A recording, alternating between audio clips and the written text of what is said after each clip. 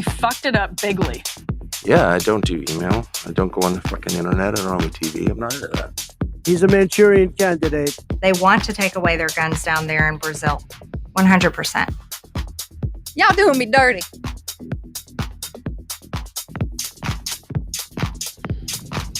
He fucked it up bigly.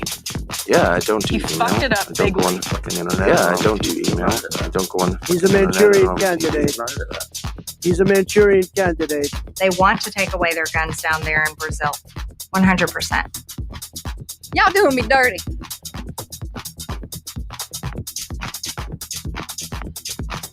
He fucked it up bigly.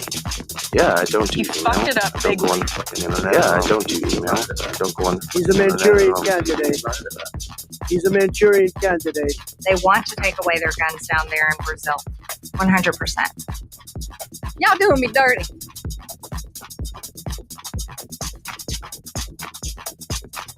He fucked it up bigly. Yeah, I don't do He email. fucked it up I don't go on bigly. the fucking internet. Yeah, All I seen in there last night was just a bunch of dudes being dudes.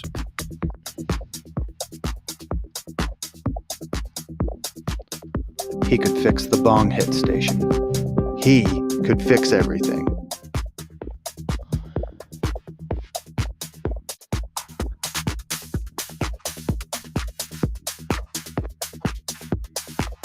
I'm going off of a stoner's memory from get fucking Tip blasted. it into what? The United States of America's Congress should be solely focused on our problems.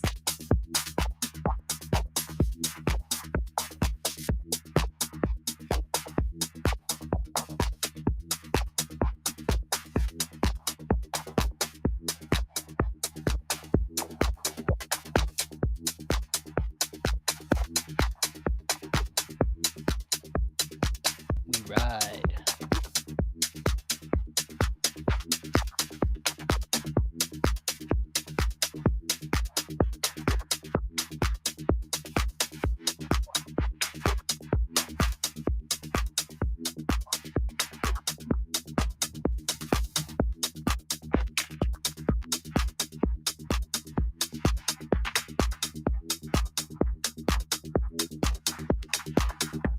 Beating people for dancing? Okay. That's enough beating people for dancing. We're drawing the line there. It's enough. Dude, I hit play and I realized I was in an advanced state of dehydration going into this. I was like, I didn't get a workout. Then I discovered the audio loop that I had. And I was like, those tabs I lost right before we started, I found them. Started making a bunch of noise. So it was like, brrr, brrr, brrr. I think we cussed like 140 times. In an R-rated movie, you can only drop the F-bomb once. The second time you get an R rating. So sometimes in the opening scenes of a movie, they'll go, fuck, and then just like gang signs and then move on. Like give me the R. Yep. Let you know what you're getting into. Wave Exactly. power. We're just gonna like hang it all out there. No big deal. No big deal. How have you Welcome been, to brother? The land of many colors. Absolutely. How I been? Have you been, Ah, man? Pretty good. Nice. Pretty good, all things considered. All you things know? considered. Let's consider all things. Considering all things, some days have their ups and their downs, but Yeah. we're measuring things in years and tens of. Yes, that's right. Careers and years. Careers and years. Careers and years. Years of we're- careers. We're part of a society, part of a civilization that's A civilization. doing big things and solving massive problems that we're gonna bang our heads against the wall for years. So Years and years. No stopping years it. and years and years, and so we're solving It's a marathon, not a 100-year sprint. problems at the end of the day, and making improvements on systems that are that old. Yeah. to piss off Eric Weinstein, he talk about generational ships going between stars, and he's like loses his shit. I heard him lose his shit on several podcasts this week, being like, "No one's gonna hang out with each other for 10,000 years. Trust me." like there's like it's not gonna work out. Like my people have been around for some time. It's not gonna happen. Like you need the outlet to be, but yeah, to be on like an intergenerational starship traveling between the stars, you'd have to make choices for the long haul. Have you been? Right. I Well, would not that's expect. a whole different environment instead of drivers and incentives. Like needs and wants are different. Like in this auto fucking multi-generational. Yeah. In group, out group, incredibly easy to distinguish. Well, dude, are you? I know we haven't talked about it, but have you caught any of the new Silo on Apple TV? The one the new season or the old season? No. It's based on this really depressing set of books that my brother got me into. It was called Wool, and there were 3 of them, and the first one was Wool, and then the other one was Silo, and then I forget the other one. But it was like, I'm gonna hang myself if I read any more of this by the end of like halfway through the second one. It was written in like 2016, 2012-ish in there. So about these people who go into a silo and they have lost contact with history. They have no idea what time frame they're in. The only thing they really know is when it ended, because that's when all the factories stopped making Pez dispensers, which they treat like contraband if they find them in the silo. Because it heralds a time that doesn't exist anymore. It's like a relic that. A relic is exactly what they call it. A red level relic. A relic that is a tether to like a set of memories. There's so many spoiler alerts. I gotta valuable. Yeah, I gotta like watch it, because you really only watch the first season if you don't know the ending of it. I will not break this for you, in case you ever want to watch it, or anyone who's watching. You're welcome. Yeah, it sounds like a decent one. Is it like how long is it? Well, there's a whole season. And then they're slow dripping the second one. And me and the missus are usually wiser than we are now. But like TV crackheads that we are, we're like, we'll watch it each week. So now we have to wait till like Tuesday for this one and Thursday for that one. We call that being on the drip. We were on the drip so hard one time, we swore at ourselves we'd never get on the drip again. Now we're on the drip again. And it's not good. I'm dripping Dune Prophecy. It's fucking great. Hard not to drip it. I'm also dripping Silo. It's so I'm on just like Hulu, drip right? head. Silo is an Apple TV, No. and Dune is a Max. Prophecy. You can get Max through a lot of other things. Yeah, you can get it through Hulu. I get through Amazon Prime because it's cheap. Dude, they gave me. I'm probably breaking the law and my terms of service on this shit. But by disclosing the price I got. But I did a month and then I canceled, and I always say it's too expensive, and they go, okay, like we got a deal for you, and I was like, that's a dumb deal. No, too expensive. They go, okay. Our AI has come up with one more deal for you. And I'm like, what is this?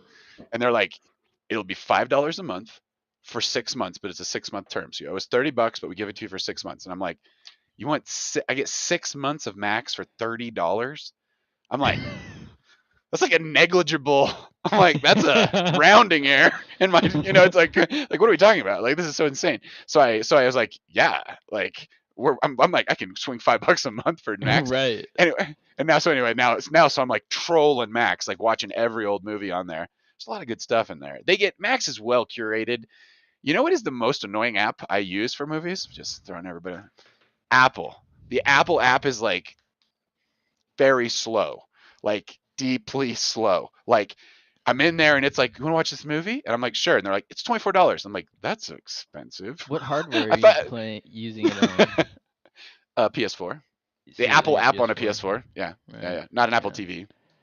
But they don't. Deprecated. There should be a law. They have to clearly designate what are the free movies and not the free movies, because Apple does not have that much. Like they get a small number of quite not great movies every month. But you get a Max that's like well curated, and you're like, these movies are freaking great. Like you can watch 6 or 7 of them, and it's like, here's what I always compare all of these subs to: price to take the missus to the movies, even without dinner. Just eat dinner at home and go to the movies. You're like, what are you in Denver? You're in for probably $80, like out cheap, $80, 60 to $80. Out cheap. Yeah, $80 easy, including the movie tickets. Yeah, and you might be up for a little bit more if you get any drinks. We don't drink, so when people drink, it's like they get hit a lot harder. A lot harder. a lot harder. Like that's a hilarious thing. Like if Sagar and Jetty ever debated a weed thing, like he's always against weed. He's on breaking points with Crystal Ball. With Sagar and Jetty, if you ever really debated weed, I go, dude, let's just put weed as a vice. Let's call it a vice because okay, say it's a vice, even though it's China. The oldest medicine book in the world is written in Chinese and is over 5,000 years old, and it has like 178 preparations of cannabis. And it says, well, if you can't get any cannabis, we'll give these 50 other plants that might get you something, but get you some cannabis. That's the whole point of the book is cannabis. It's the oldest medical text in the world. It's like such a medicine that they wrote the oldest medical textbook about it. It's been around for that long. Anyway, so let's just call it a vice for a second. Talk about receipts on this. yeah. It's like, come on now, nerds. Like you gotta play fair. You gotta play this game fair. So now let's go compare all your vices. First off, let's come up with a category for comparing vices. Financial ruin is a vice. It can happen in a vice, right? If you get a thing for hookers, prostitutes, financial ruin is high. like somebody's gonna steal your products. life. Yeah. Yeah. Okay. So that's like prostitution or whatever. Maybe legalizing it like helps with that or something. I don't know. Not. I don't know why that even came to mind. That didn't cross my mind at the time. But what I'm saying there is, okay. So money can be big in that one. Gambling, you can lose your kid's future in an afternoon if you gamble properly. Yeah. And that shit's everywhere. Watch any podcast and they're like, hey, brought to you by DraftKings. No problem. You're going to be fine. It's like horrible. the side effects of gambling. Although I think it should be legal and well regulated. But I think when it's not. Yeah, it's crazy. Okay, so then there's alcohol. It's a tantalizing game. Dude, sometimes I look at when I'm around a bar and I'll look at the prices or ask what the prices are. It's like $20 a drink. That's cheap sometimes. So it's like if you give me $20 and show me to like any weed store of the 650 in Denver, for $20 I could show a large number of people a good time. Yeah. Like that's $20 goes a long way in Cannabis land. Like it's crazy. Like that's like a drink. Like, and you need like to have a nice evening. What it's like 3 to 5 drinks for a hard evening. You can get 100 milligrams of edibles for $20. And knock out your neighborhood. Like if because 3 medical like well dosed 3 is like a lot. Yeah. For some people who don't do it normally. 100 milligrams, everyone gets 5. That's that's plenty. You could send an entire 5th grade classroom on the most amazing trip. Just kidding. Adults only, illegal states only. Yeah.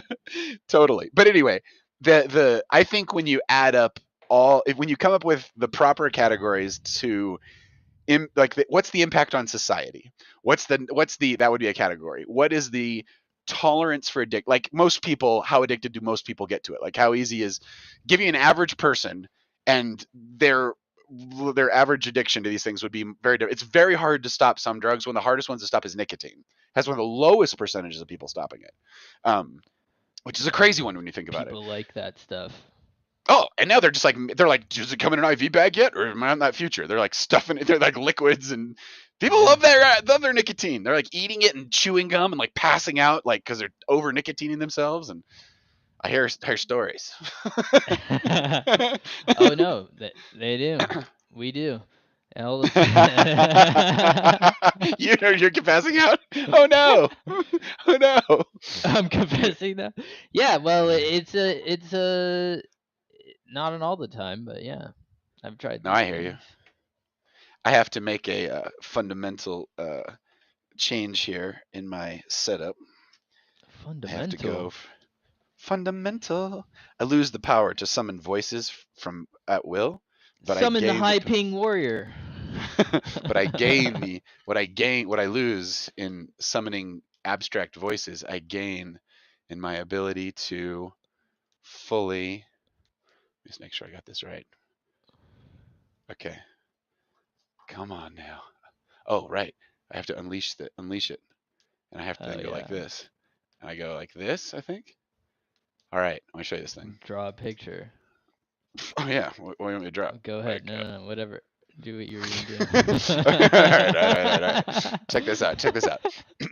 I've been playing with this marble. and I realized I was in the same room as the guy who made this marble, which I made a horrible faux pas. And the horrible faux Wait pas a I made second. What? was not to actually ask him what he was thinking when he made this. I just want to show you this for a second. This whole thing is glass. Right. And inside the glass, there are 3 little wafers of more glass.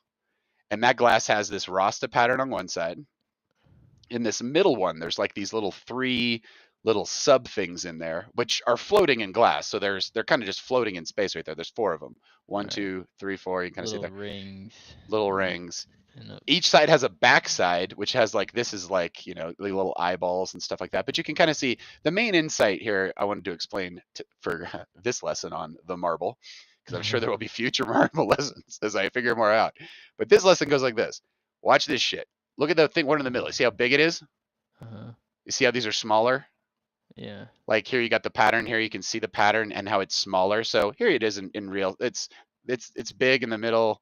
And then it's small like that. Okay, now watch this. Watch this one. I'm going to turn it all the way around. Here it is halfway around. And now it is all the way around. Look, it's bigger. The back layer becomes bigger than that. Right there, it's smaller. And now the light is being slowed down and refracted through the glass, which means that's why they call this the Rasta warp core. And they told me that. I was so high when I bought it from this guy. And I put it in my pocket and I was like, well, I'll figure that out later. It's even real. I wasn't even sure, dude. I was like, we might Dude, not I saw a make video on this the other week. Bailey and I watched it. This guy made a camera, and it's a camera on the end of an arm. Yeah. That he swings around, and then he has a mirror, so then he can shoot points just spinning it, and he can see around. He can take pictures of things like behind a wall and stuff like that. Oh, yeah, interesting. Because he like shows you how the light bends. He walks, and he models out how the light bends to be able to see, and how his contraption is adjusting for it. Really, really, super homemade nerd video in his sweet I want this lab. link. This sounds fantastic. This sounds absolutely fantastic. The warping of the glass, the refraction, like imagine a glass of water and you put a straw into it and the straw kind of breaks, the image kind of breaks. Why is it disconnected? It's because turns out the light travels slower through glass than it does. It slows the glass. The glass slows the light down and like pulls it around. So that marble is like stretching the back to the front, like in that like towards the edge of that marble. And I was like holding it, staring at it. I think it's the closest physical metaphor to music I've ever seen. Because like music is like, if you're paying attention to what you're listening to and it's not just something in the background, music is just so on tap. You can have like dynamite music just like playing in the background. It's like no big deal. When I was growing up, it was like you put on the record or caught a random radio station, but it was like very rare to like be able to play back what you wanted to hear. It is interesting, like consuming albums versus consuming playlists or radio. It's a completely different night and day thing. Night and day. Yeah, listen to old like CCR albums and stuff. Creedence Clearwater Revival. They're like Jesus. Woo! The entire way I think about those songs is the song before it and after it. Like it's in my head. It's one bowl of experiences that happen in a certain order, like a feast with courses. Totally. And everyone happens in the right. The end of this song always leads into this one. Yep. This feeling leads into this feeling. It's actually really difficult to listen to an album, and you can't publicly listen to albums, even with the best licensing and keeping it completely above board. You can only listen to 3 songs from an album in a 2 or 3 hour period. I think it's a 2 hour period. It makes albums an inherently like generally illegal private experience. Private. You can't play them on. But that's the crazy thing. It's like that's how everybody experiences them. So why would it be wrong to share that? What are we talking about? In that era of IP law, This is the environment Only that in was America. created. Yeah. When I was doing on this deep dive for legal reasons into a bunch of stuff I was trying to build, I was building some VR stuff with included music, and when I mentioned any other country, like literally anyone, they were like, "All rules are off. Do whatever you want." So it's like you're in Mexico. Fuck yeah. Like there's no structure that can get. There's like so many places in the world where they're just like, play the music. Like just turn it on. Like they don't have any. They don't create a lot of IP artists there. They consume ours and it's copied, but it's most of their artists. But they are listening to full albums. Artists, yeah, totally. American artists. Yeah. Yeah, and maybe that's just the sacrifice that we make. But back to my Sauger. Yeah, back to my Sauger metaphor. Rich. Yeah, I think cannabis wins on so many levels. The side effects of cannabis are just kind of like a lack of focus and sort of a spaciness. Then could potentially be a little alpha brain solves that problem. Toot sweet. But not a chaos like you can go on a walk, you can go to a job, yeah. you stock shelves the morning after you're high, or it's not a big deal. Like okay, now talk to me about the side effects of 3 drinks. It's kind of fucks your next day, right? Yeah, like who gets? Does anyone get away from it? Are there any humans out there that are just like, no, I just don't have the hangover? I had it's everybody, right? Weekend. I had 2 drinks this weekend, and yeah, it's like it's a weird reset that alcohol gives you. Yeah. And like you get the reset at no matter how quantity, and then it'll scale in terms of pain and delirium the next day. Pain and delirium, dude. That's so crazy. Like, and plus, people who really rock it, like, well, they just drink all the time. You can push through if you push. Yeah, there's a lot of functional drinkers. I have drank more when I was a little in my earlier 20s. Sure. Not like massive quantities, but consistently. You know, for periods of time. With friends when we were all living together and stuff like that. And no, I've only drunk like 3 times in my life or some shit, like a very tiny amount of times. But the for me, I can't drink. I barely even get around alcohol, and I'm like, I can like talk to my dead relatives like, dude, it's no big deal. Like, should not touch that stuff.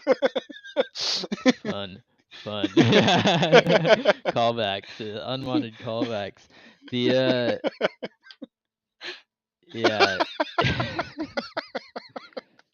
Well, I discovered late in life that I was Irish. And when I was a kid, I looked around at just my family drinking, and I was like, "Oh, like no one should drink." Like, yeah, there's really something about alcohol. It takes from tomorrow in a way that. Right. Well, okay. So side effects. There are side effects. Right. Different. Okay. Let's talk medicines. Danger to society via operating heavy equipment, aka car wrecks. Okay. That's a category. Okay, alcohol will kill a fool. Like alcohol, you're into cars. Heavy objects. Dude, it is the car lobby, especially in Colorado, but in a lot of places like Florida and other places, they allegedly, they're out there. What they're doing is they're allegedly they're doing this, but it's allegedly. Allegedly, okay.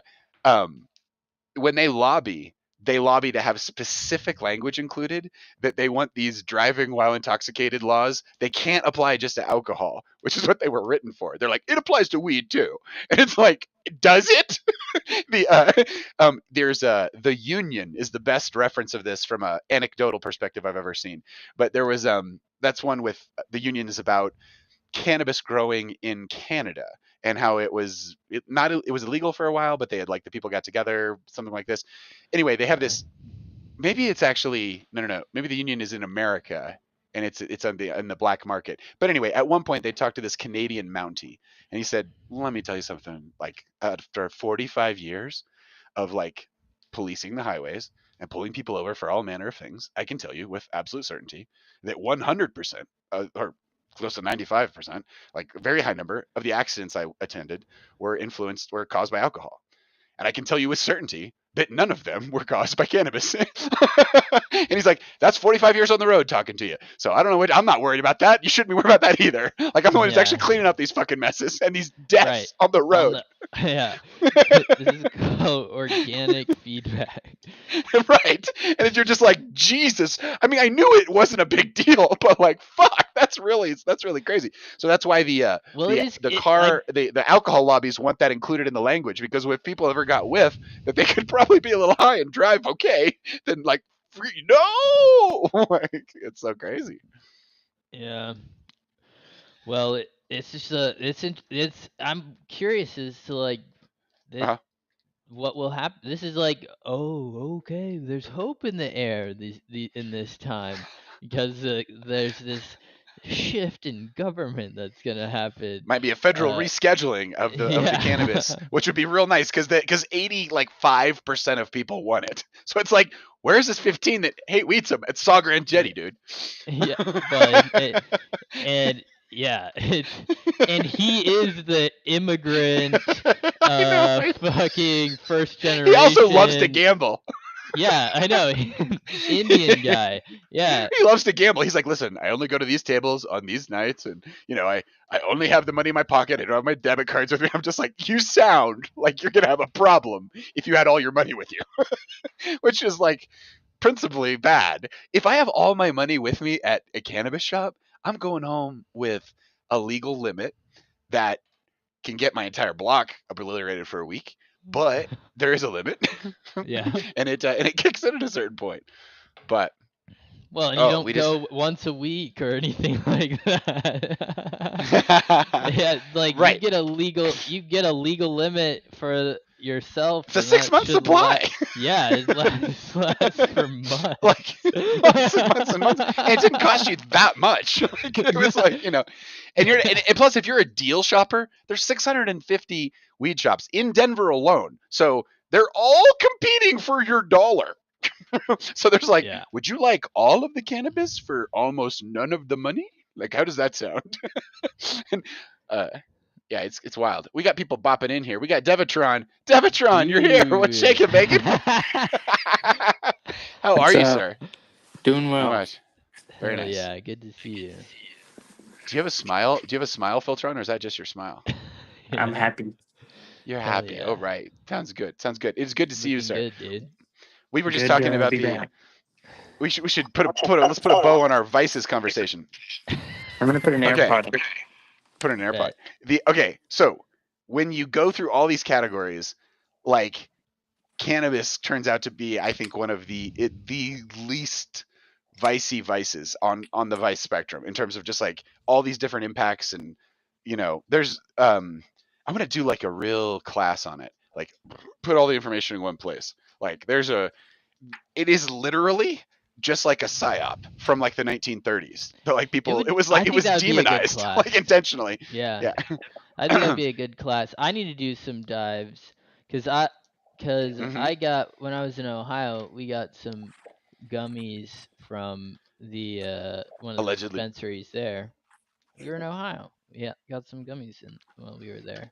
Can I show frames? This is not a gun. I think so. Yeah. I want to show my new one. That's just a piece of plastic. It is a piece for the record. I got a new piece of plastic. New piece of plastic. Well, challenging the censors in new ways. So swing it around. Do something irresponsible. Hold it to your head like an irresponsible gun. Speaking of vices, yeah. Well, YouTube is on my shit list. YouTube's on my shit list because we had a men's group meeting, and in our men's group meeting, I'm not even gonna. We might have mentioned some medical treatments that people had. We might have mentioned some things that can happen when those happen, but look at the not putting any specifics on it. Oh my god, the censorship! The censorship. Dude, I had an unlisted video on YouTube that like 3 people were gonna watch. I've never seen like 2 views on those things. But we sometimes record our men's group and just give it to the other men's members as an unlisted video. And it slapped me with like a warning and was like, "You got to attend re-education camp." And I'm like, why? And they're like, because the WHO says this. And I'm like, I'm an American citizen. I haven't made any legally binding treaties with the WHO. Have you, YouTube? What are you doing? You're a U.S. company. Like, why are you carrying water for this? This thing? Like, why is that the nice? Why, dude? If you want to describe anything, Devin, go ahead. This is totally the time where we get the channel canceled. Just please continue. We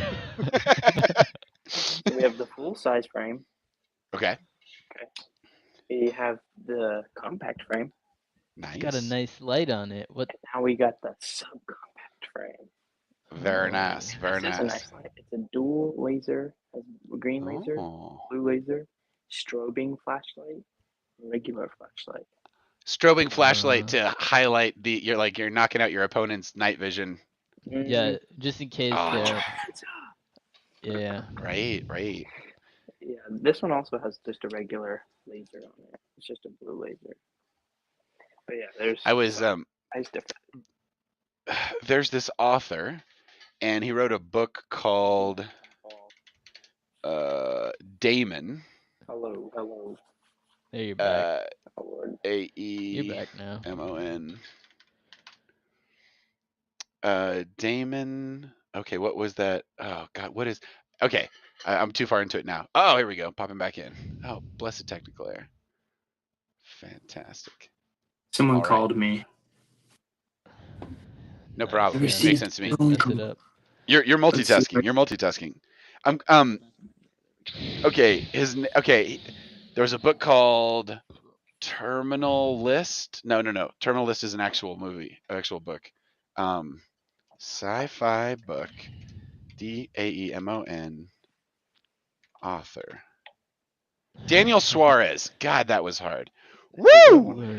Daniel Suarez has a book called Damon. But he's also a crazy writer, and he's a Michael Crichton writer in the sense that he is constantly writing about the technology of the future and how it'll be integrated into society.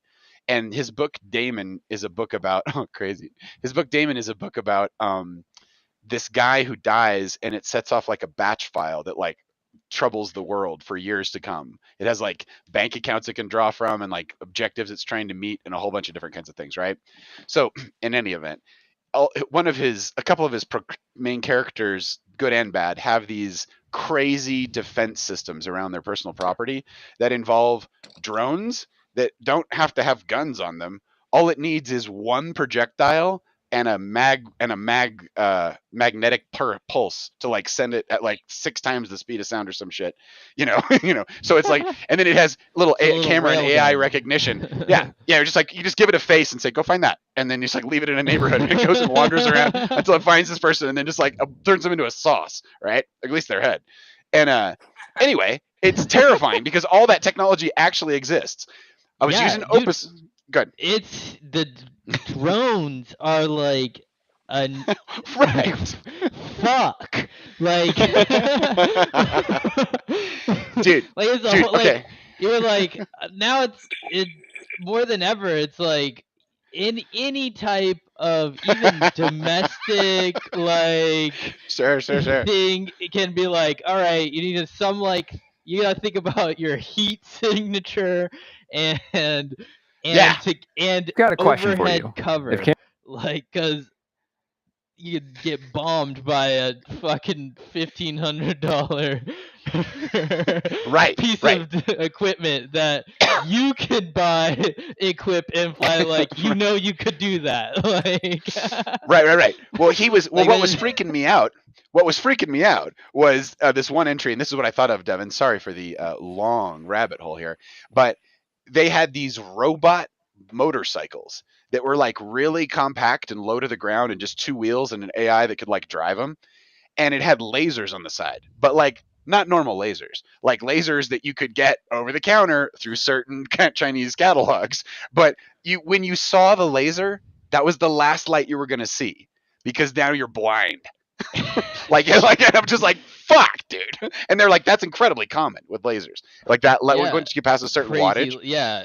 That makes sense. Well, because your eyes are really sensitive, and you cook your cells, and you're done. It's like staring into the sun for too long. In the back of your eyes, very sensitive, are delicate, dude. Delicate. Well, dude, I recently Have you seen any crazy drone shit, Devin? Have you seen Oh crazy yeah, dude! drone I shit, saw Devin? a Russian soldier hiding up under a cargo truck for a train, like a cart. He's hiding under it.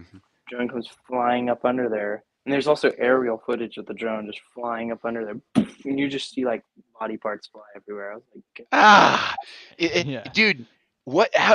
It's like. Exactly. You're watching You're watching military snuff films on like Instagram or like it's like on TikTok. Instagram. I'm like, dude, I hadn't signed into Facebook in like a really long time, and I signed into Facebook. What I post in Ghost Facebook, it's literally just connected to this Restream account. So this video is on Facebook right now. So I don't even read the censorship errors I get on Facebook. But I get on there and my feed is completely pure because I haven't clicked or moved on anything really. Anyway, I go in there on this freshy account and it's like I'm just watching one psyop. It's like for psyop A, do you answer this way or this way? That way you know which way to psyop you. For psyop B, do you answer this way? It was just like I was seeing the whole psyop menu. If I start clicking this one, these all other options disappear, and now they're like, it's like they've got me. They've got a they're psyoping you. You're at the top of the silos, and you're just gonna bury your way into one of them. Well, okay, so watching a snuff film or watching someone die is actually really intense. Like, because you're watching a human death, right? And it's something you get used to if you watch it too much. And so it's like bad to like watch. People are like, I watch all these war videos. Really it's like you're in war then. Like that, yeah. Right. They don't do. They're not generally nice people because they're just like a little desensitized to. I actually saw quite a bit of. They're recording the death of their enemies at this point. Yeah. Or broadcasting them. Yeah. Well, I walked through a chicken for sure processing plant and saw thousands of chickens getting murdered today. Come closer to the microphone. I walked through a chicken processing plant today and watched thousands of chickens get murked. Damn. I when I'm around lots of animal death, I find myself praying a lot for those little sweet souls. Like, dude, there's a whole room in this processing plant called the blood tunnel, where they slit the chicken's throats and blood just starts flying everywhere because the conveyor belt's moving so fast that it's like their heart's pumping the blood out the neck because they're hanging upside down. But like they're like flinging around on the conveyor belt and there's just blood all over the walls. It was insane, bro. You're making a good point. If you took like an enemy combatant and put them in the blood tunnel, you'd be a monster and it'd be a war crime. Like you'd be rightfully shunned from all human society. But throw 1,000 chickens in the blood tunnel and you're like a capitalist. That facility is literally this big machine. It's a business. It shows up like other companies on paper, and it does that. That's its whole purpose. It has tax write-offs. Blood tunnels. It has blood tunnel write-off. It has the same legal protections as an individual, as a hospital, as your pastor. Yeah, totally. Well, YouTube. Okay, so tying this all together. So YouTube sent me to a mandatory re-education camp, and where they were like, listen, we're gonna tell you what's right, and then you tell us what we said. We're gonna test you on this. It's very important you understand. And it's like usually when I go to the censorship rehabilitation camp, I actually know law. I actually know the law is pretty good. I don't think they should enforce them the way they do. If I showed you a clip right now, that would be fair use because it'd be a transformative use of the clip. And we're not monetized at this stage. And there is that's not the most important part, but it's not a replacement for the original experience. Like someone commenting on it is not a replacement for that. Yeah. Devitron, turn on your noise canceling. If you find the little in the app, which is very weirdly hidden on a mobile phone, there's a little wrench audio noise canceling on just for this part. Oh, and I don't even have a noise canceling on either. Peter, you got to call me on that. You didn't have any issues. Noise suppression. Oh, it's called noise suppression. Sorry, noise suppression. There you go. Nice. Play music and stuff. I think you had yours off. That's right. To play music, you got to turn it off. The okay. So I got some stuff to show you, but let's finish up we got more Devin beeps. Something's beeping. I can't see him on the screen there yet. Okay, one more time here. Land this plane, YouTube and their mind slavery camps. Okay, here we go. Yeah, so we don't need no educate. We don't need no thought control. Just another brick in the wall. I love Pink Floyd. All right, so anyway, it's about censorship too, that song. Bam. They're like, dude, the WHO said that you should do this. And I'm like, the WHO is welcome to say whatever they want to say. But as an American citizen, I'm allowed to like discuss an idea with my dudes. I'm sorry if my recording, unlisted as it is on your service, like tripped your AI superbot. You know, it was like, but I was like, that's the level that they're listening. And like, they were like, this moment that you had with your friends is illegal. And I'm like, you're illegal. Like, what are you talking about? I'm a motherfucking American. Like, get bent all the way. Like, that's so fucked up. So anyway, we're going to have a clip show, and we're going to launch a clip show, and we're going to be on X, and we're going to be on Rumble, and we are also going to have a live broadcast going out on Mixcloud, which has good laws too, has good legal protections in the UK for broadcasting. In America, we have to deal with the Motion Picture Association and all these recording. We have to deal with a lot of craziness, but we also have to deal with corporations who feel like it's their job to tell you what an international medical body who got the entire pandemic wrong says. It's like, dude.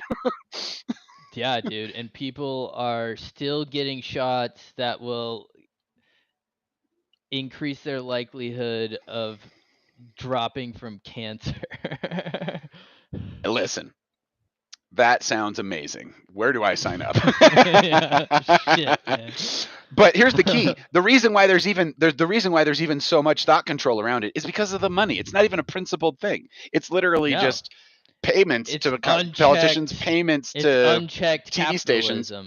Yeah, really. It really is. Yeah, it really is. It really is. And it's not necessarily it's just like governance is expensive, and governing highly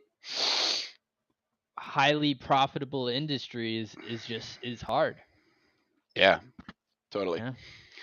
I want to show you really valuable is hard to fucking redistribute that money. Okay, this is Sora. Sora is the AI video component from OpenAI, which is who makes ChatGPT. We're getting a lot of beeps here. I don't see any Devin drop it in here. Sorry, Devin, if you're trying to reassociate here. This dancing alien scene is one of my favorites. Sora seems to get dancing pretty good, but these are all now. Sora is open and it's included in your ChatGPT license, but they're not taking any newcomers right now because they've pent up this for like a year. This demand, and so now they're letting everybody in because there's like 6 things that do this now. Like at this level, like it's not even a big deal. They got leapfrogged by a lot of Chinese. Basically, yeah, the Chinese market was the first one to bring like the real. I think it was like really. This stuff wasn't like more widely available. Okay, Devin, try to hang in there, this sir. Stuff is cool, We got you. And they're trying to regulate these AI companies, and put them in nice chokeholds and only have a few of them so they can counteract the market pressures, like deep fakes, and they can say that it's all regulated, and then they can create their own deep fakes. That's exactly how it would be used. Yeah, they'll own all the deep fakes, and no one else will be able to make deep fakes. I think the artistic. There is always a danger of a medium misleading people. When you have new powers of communication, there's always side effects. There was what was that hardcore history? Hardcore history with Dan Carlin. He had one about the printing press coming out. Anyway, this is some of the stuff you can get out of Sora. Devin, kick in that noise cancellation on your thing there, if you would, please, sir. Sorry. It's okay. Thank you. So, okay, Oh shit! What were we saying? Dude, Stoner have you vision. seen those? Hardcore those history. robot wolves. Robot wolves. That's gonna be one of the for the clip show. Okay, fantastic. I love saw just recently Mhm. some Chinese robot, a 4-pack of robots that have different accessories that work as a team. They have 4-pack accessories team. What's the 4-pack situation? of wolves with A 4-pack of wolves. wolf Okay. robots. Here's the legit reference I want to make. This is Dan Carlin, Hardcore History, The Prophets of Doom. You can buy this for $2, and it's well worth the $2, because what you hear here in this whole thing is what happens to society when now people get the truth. So in the Prophets of Doom, the way that the Prophets of Doom shakes out is that the printing press gets invented. And then all of these people. This is good. Yeah. Yeah. Be good. They are now. I wonder. It was might have encrypted. Seen that, heard that one. It's like they gave them the decryption keys when they printed the Bible in German, and then let lots of people read it in German, where people said, "Oh my God! Now I'm the priest. I don't have to. I have to be a part of the structure, the Catholic Church. I can like understand this for myself, and I'll like do. Okay, so that's a power." And in our modern world, there's a lot of people that carry that power quite well, in the sense that they are closer to the divine source in terms of authority than they were as a peasant in medieval Europe. Said fairly, I think. Prophets of Doom is a story about the printing press gone wrong. These guys, this guy's like, I'm in charge of this town. I'm the king. I'm God or some shit. All your wives are mine. And then they just they get into wars with each other, and it just boom, like society breaks apart. Yeah. All because now they can read. They were like, this is the shit they've been.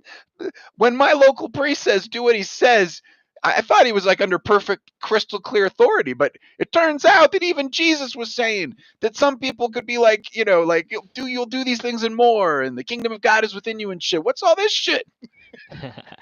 They got to experience for themselves and then share their experience more easily. Exactly. They democratize sharing your experience for the Yeah. first time. Well, in terms of being able to print it and share it, like copy paste version instead of like literally you could write stuff out, and that's how knowledge went before. All books were handwritten copies, but then you could make a printing set and print hundreds. Literacy was a 1% operation, 2% tops, like 3 maybe. Holy shit, like 3% literate. That's crazy. How many fucking hands you have to wash to read those books? Dude, to get a hold of them, they're like more precious than gold. Like the information, like they, it's like what really is going on. Oh man. The publication of it, it's like now everyone has their own printing press. This is a kind of printing press, isn't it? Because here are these little pixel screens and all these pixel screens getting together and saying things. And I am principally against YouTube giving themselves the pass on coming into my unlisted video, criticizing my situation, like one of my friends are saying about a bunch of things, and then being like, now you're going to re-education camp to learn the real rules. It's like, I don't agree with your rules. Your rules are dumb. I don't want to do your rules. Why are you in charge of the rules? It's like, oh, you got to use our platform. It's like, you are one of many. Like, we can just turn this dial here and we go to another one. What's wrong here? We literally are going to a bunch of different ones, and totally. You're the only one speaking up. Like, what are you? Exactly. You're the only one turning your AIs loose on us in this way. The WHO, I guess. Exactly. Okay. What are they? Exactly. What are you? They camp out in your basement? They live in your house? What's going on?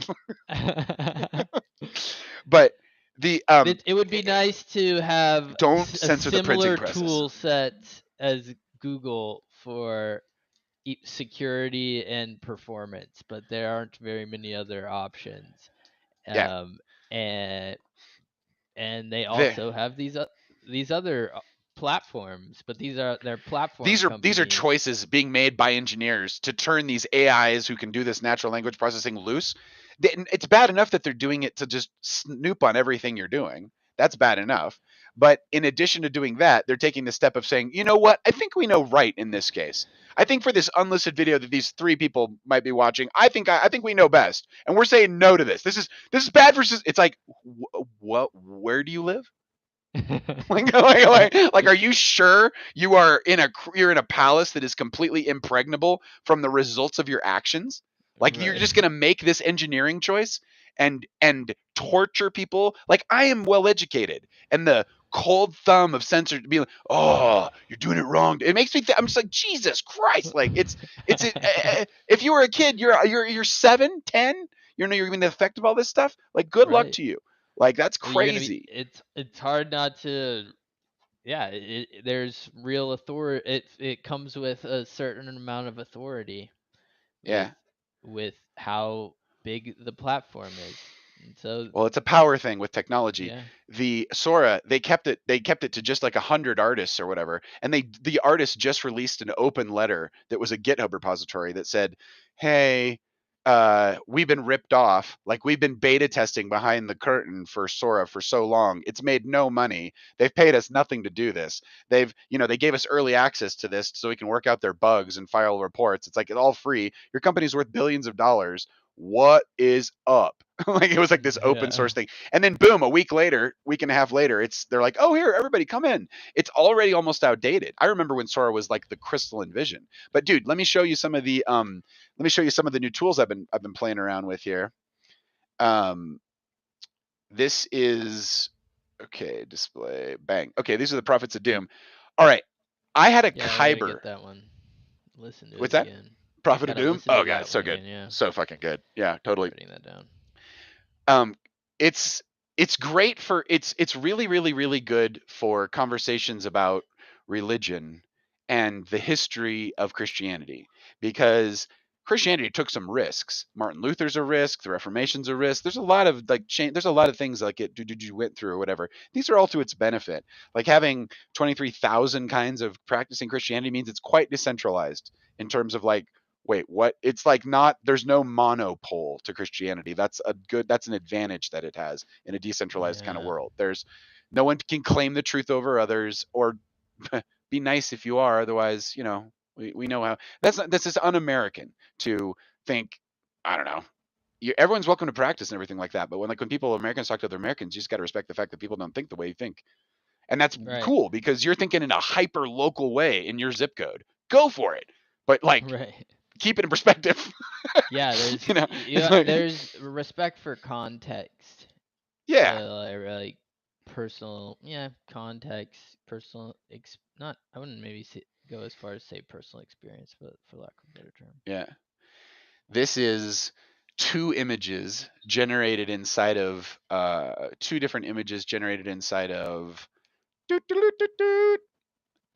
Midjourney, and then put together inside of Runway, where Runway essentially interpolates these things.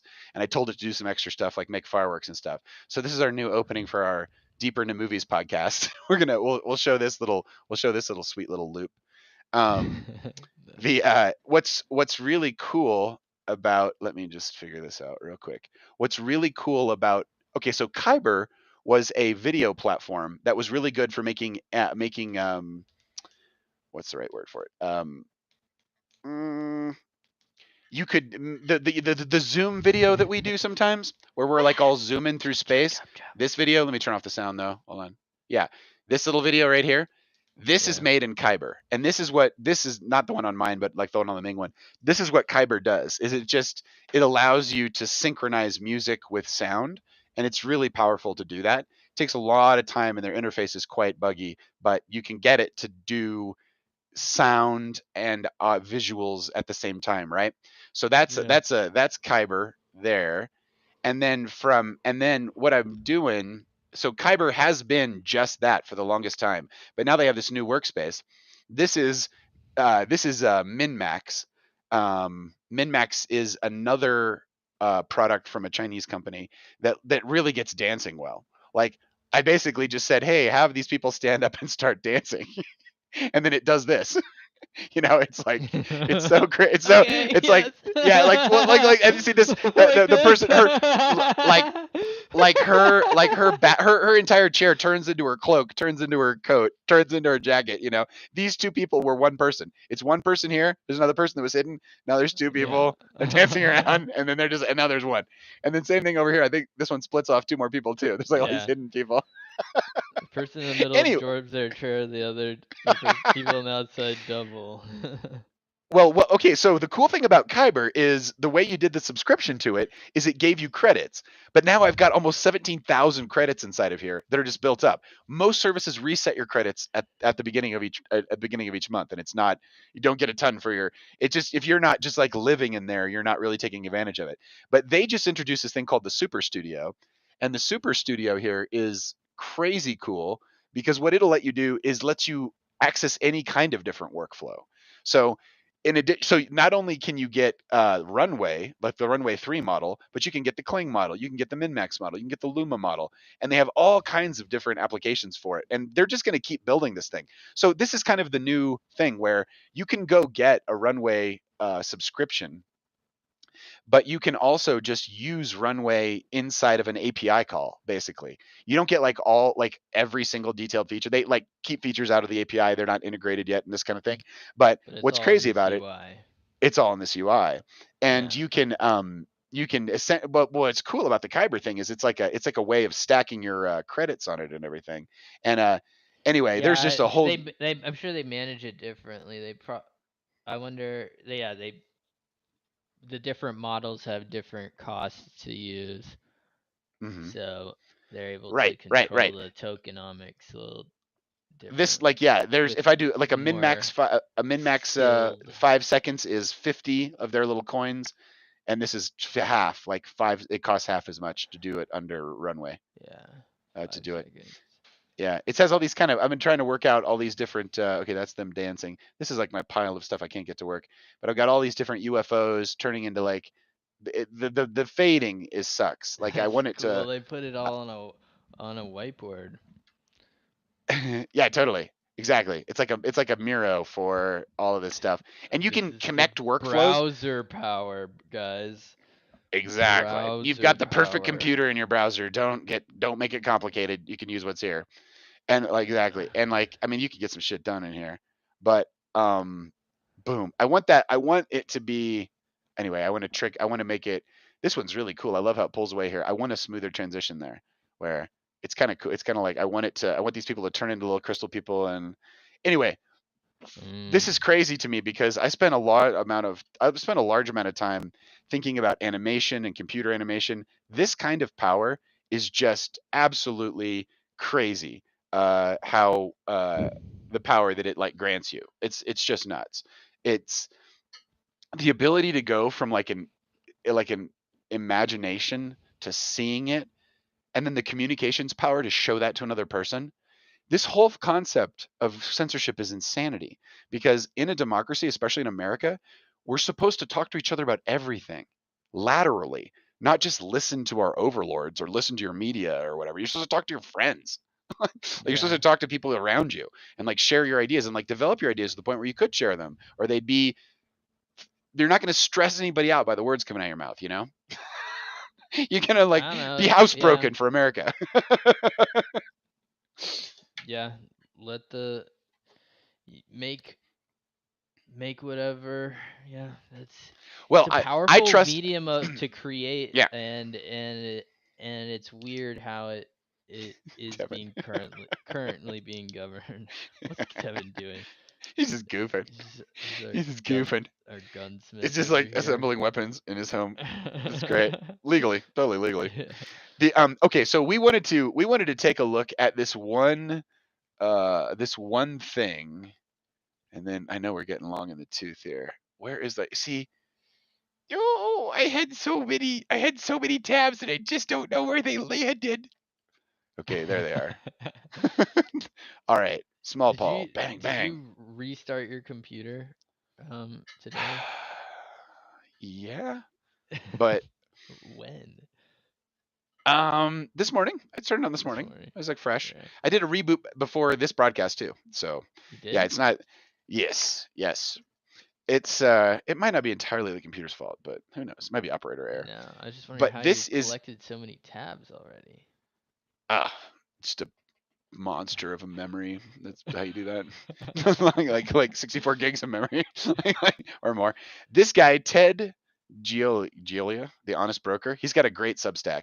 He basically worked for a media company. He worked for, it wasn't TV Guide, but he wrote for that generation of stuff. And anyway, he has this really great article, and it talks about the time when he was in social media. And I've earned money in many unusual ways, especially back in the callow days of my youth. But even in recent years, I've taken on some peculiar projects, which I rarely write or talk about. But today I will share the details about one of them. A few years ago, before I joined Substack, we can skip through this, but what he basically says is he decided to get better at social media. And then here's a chart of his Twitter followers. And after 18 months of floundering, I decided to find a way to use Twitter as a key part of my writing vocation. This is my learning period where I develop my approach to social media, and I finally seem to know what I'm doing. I now have fun, and I have an effective way of connecting with readers without relying on gatekeepers anymore. People now want to hire me as a social media consultant, and that was in like 2020. He joined Substack. He starts relying on it as his primary online platform, and then Twitter starts punishing Substack and any other links to the outside writing. So he literally, it's a story about using Twitter to get on his own thing with Substack, and then how it didn't basically affect him when Twitter started doing this. But he, in this article, it's a very good article. He talks about the karma method of social networking. And here, I can make this larger-ish. Pull this up here. Okay, cool. The karma method of social networking. And the basic rule of social networking: Twitter and other social networks embody the concept of karma. I guess that being the concept of what you reap, what you sow, you'll reap in a certain way, right? So nurture relationships of reciprocity, do favors, create value for others, share and retweet, give credit. If you do these things, the positive energy will come back to you in turn. Both you and your Twitter account will prosper. And then this is kind of an interesting method he's got here. The karma method: kindness, awareness, reciprocity, measurement, and add value for others. Kindness is always the starting point, so don't obsess over fights or feuds. Those achieve nothing. Compassion isn't just more decent, it's also a more effective life strategy. Awareness: don't be an island. Respond openly to what others are saying and what's happening in the world. Make yourself present to others. Reciprocity: treat others as you would like to be treated. Golden rule right there. Associate with others who feel the same and develop relationships of reciprocity. Always measure and assess what you do. Pay attention to analytics. If your approach isn't effective, self-evaluation will guide you to something better. Share and add value for others. Share, retweet, and give praise freely. Every day look for some opportunity to give someone else a kudos or a boost. You as a giver will be rewarded in the giving. And then how often do you see people ignore these karma guidelines and instead pursue one of these other strategies on social media, or worse, in day-to-day life? Score settling, threatening. I'm up, you're down. Hooray for my team. Your team sucks. Let's jump on the bandwagon in a mass attack on a single individual. Today's scapegoat. I'm going to argue the water is not wet, or some equivalent. Their closest analogy I can find is road rage.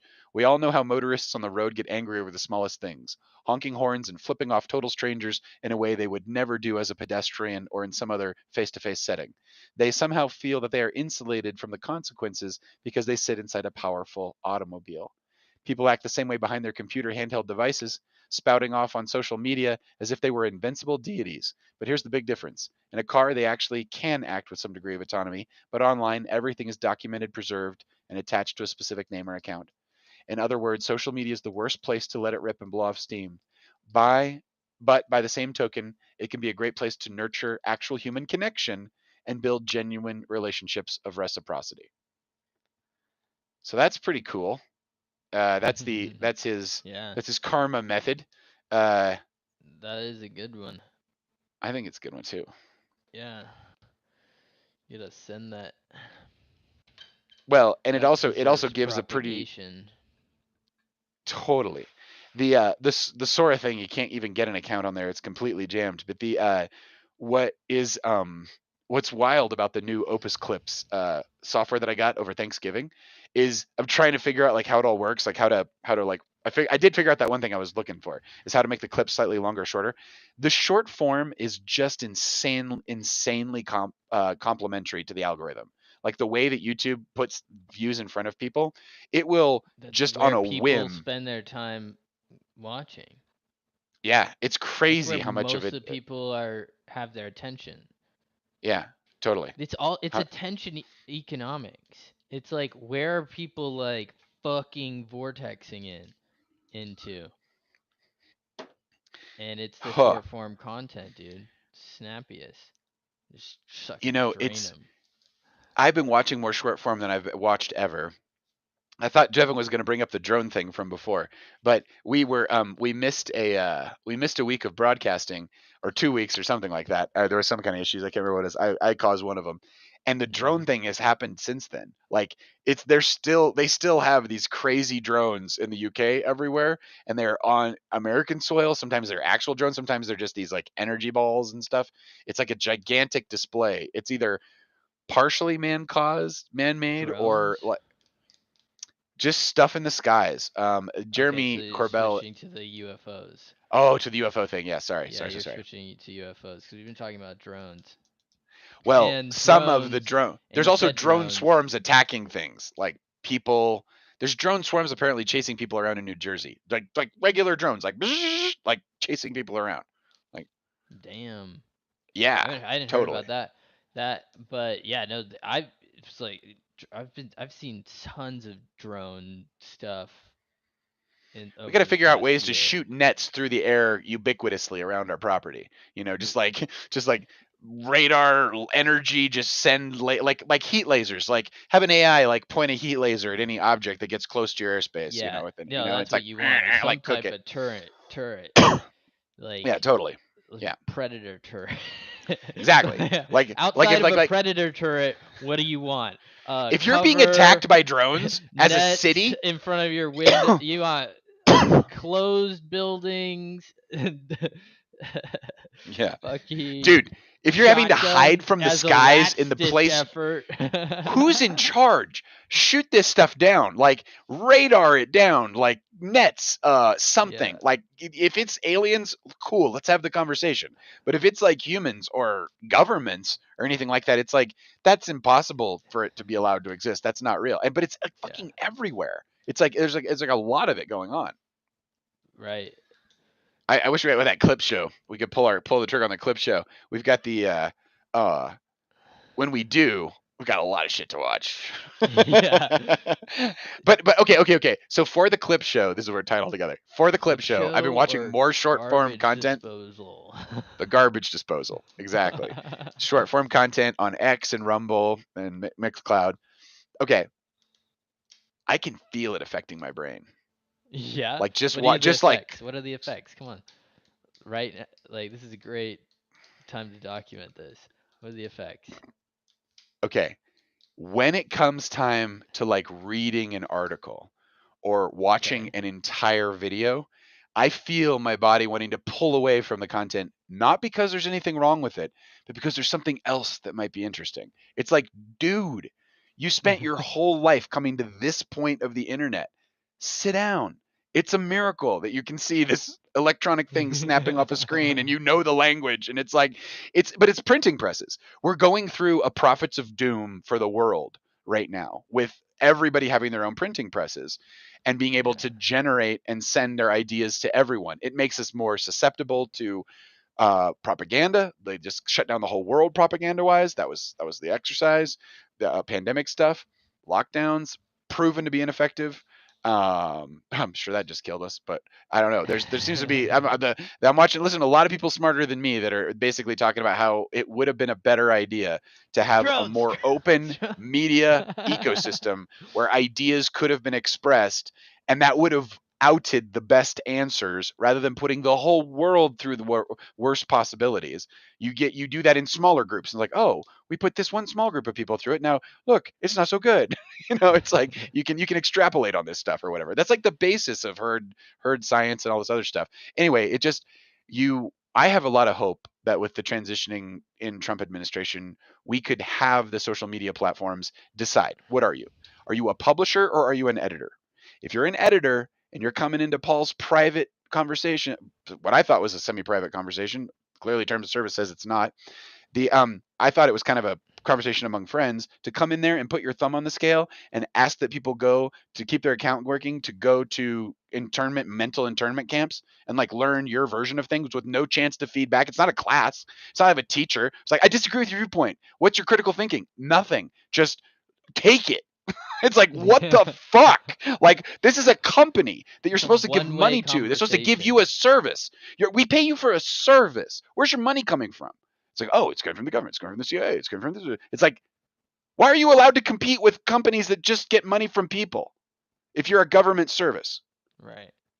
Like, why are you destroying the free market in that way so that platforms where people like want to say things on get shut down because they can't compete with your monopoly of what's going on here? Like, is this as if that's not bad for society? What are you talking about? You're talking about as soon as you get to talking to your friends, right? Everything will be great. It's like, are you joking? Like, it's so crazy to me. It's wild. There is there's a needed separation there. Publisher or editor. If you're going to edit, you're going to get sued because I'm going to take you to court and I'm going to say, listen, that's not what I said. What you're saying I said, I didn't say. I didn't mean it. It's clear to me. It's clear to everyone I was talking to. Don't know how you got involved. Yeah. How about open your pocketbook and let's start paying until you fix your damn ways? You know, and enough people do that. And then it's like, or be a publisher and you just pass through. And if it's against the First Amendment, let it be known and filed and keep track of or whatever. And you have to actually go to court to do that shit. You shouldn't be able to do it. You shouldn't be able to do it in the court of your own terms of service.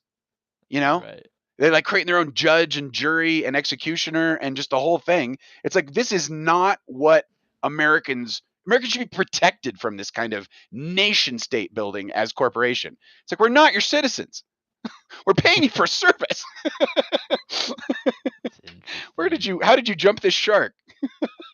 Yeah. And you know what it is? It's the 2016 election. That's your Dave Smith on that. But 2016 election, they're like, and it goes back to the Ukraine thing in 2014 when Victoria Nuland the State Department was trying to manipulate the election, and then the freedom of speech got out of hand, and they went back to Russia. And that's when the whole, okay, now we got to weaponize the First Amendment. No one can have it anymore, even though they used it for 30 years before that to like break open all these new markets and stuff. This is all coming from, dude, that Mike Benz JRE. You ever get, like, I was listening to some Mike Benz before, but he practiced for that thing. He practiced for that thing. He was just like targeted munition. You watch his other dude, yeah. He has been practicing for years to deliver something like that on. He called it. He's been calling it the jumbo. He's called it the jumbotron. Like Joe Rogan is a jumbotron. That's hilarious. Yeah. He's on the jumbotron, basically giving the receipts on on the reason why this is all. It's really when you really boil it down. It's where the money came from to make all this stuff happen. I've been watching him like this summer. I think he started popping into my sphere, and this one was watching him like the earliest stuff I saw of him compared to what he's refined over the months to put in just the last hour of that, dude. Like you can just, if you're tight on time, like just decide how much from the end you want to watch. Like there is something, okay, so to your point, okay, so short form, I really like setting in and being like, I'm going to spend the next 3.5 hours of my media life with this one set of people talking about this one set of ideas. That to me feels like swimming in the ocean of love that we are surrounded by. Like that like does not mess with any of my systems. That makes me feel informed. That makes me feel like everything's good. And then the short form's like, just glitch. It's just like you want. It's like, and then you back up and you go, okay, so in an hour of doing this, what did I get? And it's nothing.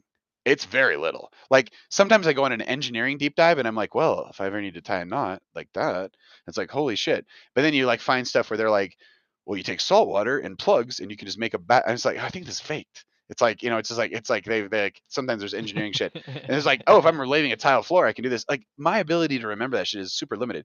That's why the clip show even came into existence. I was like, what would you do with all this? And I was like, okay, you could gather it and then you've been watching short form, you're show like, it. Fuck, how do I make this valuable? It's sucking so much of my attention. Well, I think I found stuff that I want to talk about with you, with anyone else who wants to join, maps.decoria.com, and then literally just watch it together. Like, what's it like? Like the short form isolation experience, I know what that's like, but like to actually talk about what you're experiencing and like see it, it's like that's different. I think that's different. It's different in a group, certainly. Well, it's also different, but it's different to get into that like zone and then you're rolling through it, and you're not gonna get that rolling effect. I don't. Well, the scroll, like, the scroll. Yeah, no, well, but not the scroll. Like, being like no one else. Yeah, I don't know. I think it'll be good. I think it'll be fun to experiment with that one. I think so too. With this. For sure. I'm not like a huge fan of watching people react to stuff. Yeah. But no. I react to stuff. I think it has. I think it has. Reaction is one thing. I think informed conversation would be the goal. It would be what value add rather than just surprise. I guess maybe that's what reaction videos are. Is that what they are? That's why people watch them, because it's like reality TV. It's like reality TV. Huh. Well, I got some videos of a bunch of UFOs I got to show you. It's crazy. The last note I have here is just a note that the Grok image generation, which has always been quite liberal and lets you generate like all kinds of crazy stuff, that stuff is open now. So if you're on Grok, you basically have access to a lot more powerful image generation. And I think, dude, every single image you generate is like a little piece of art that never existed before through whatever method you paid for the electricity to like bring it into existence. And it's just like literally everybody, almost everybody, I would guess, could be a door for just whatever they want to see coming into the world. The jump to that from where we've been on a literacy level, I think, because most of our brain is visual process order in nature, like most of your brain, huge percentage of it, 80% plus, is all occupied with turning images into space, like turning the electricity that you see into a world. It's like it's taking the photons and it's like, no, you're in 3D. That's out, that's in, it's up, that's down. It's just like it's making it. Wow, where was I going with that?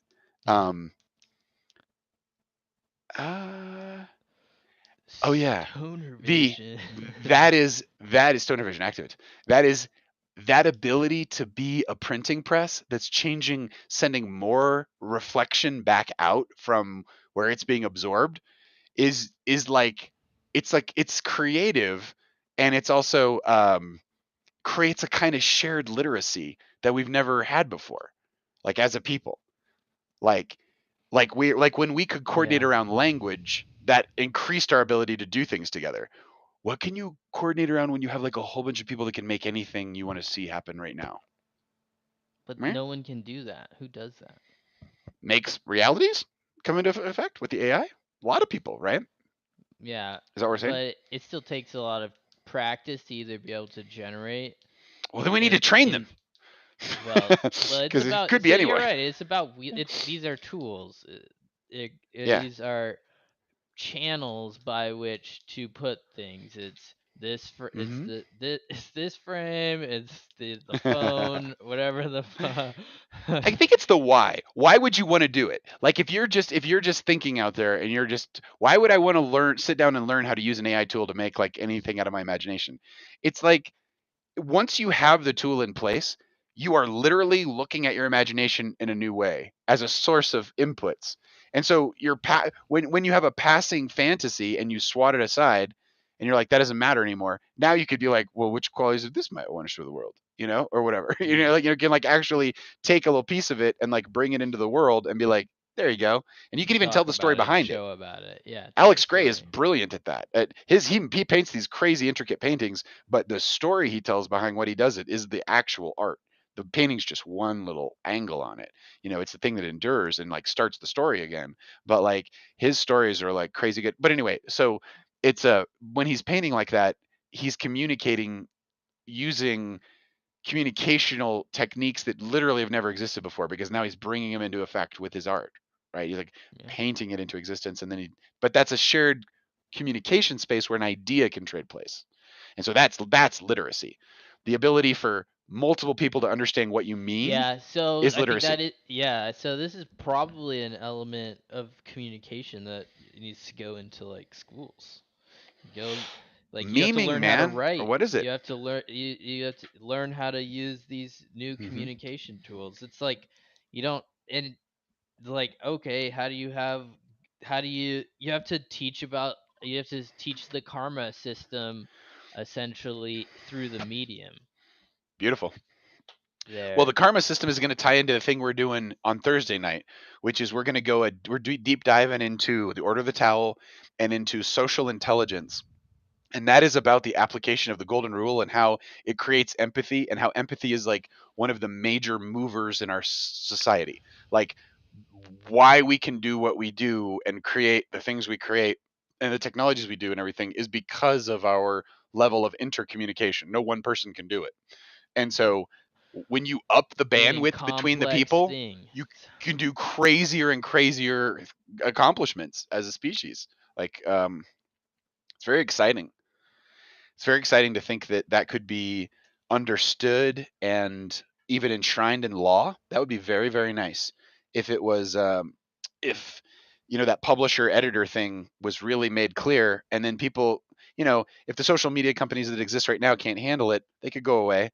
And then they could be replaced by ones that really get what the people want and what they're actually trying to build, and not, the government version of that where they're like, well, you can think these thoughts. And it's like, who are you?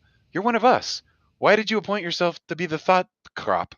Why are your thoughts better? Oh, because you got the money? Like what? Yeah. Yeah, it's like, that's not real. Like, where's your humanity that makes you the same as everyone else? Like, why is there not a humility that like other people could see it differently, and that's okay? Not your way or the highway. Like what illness do you have that's why you're coming down?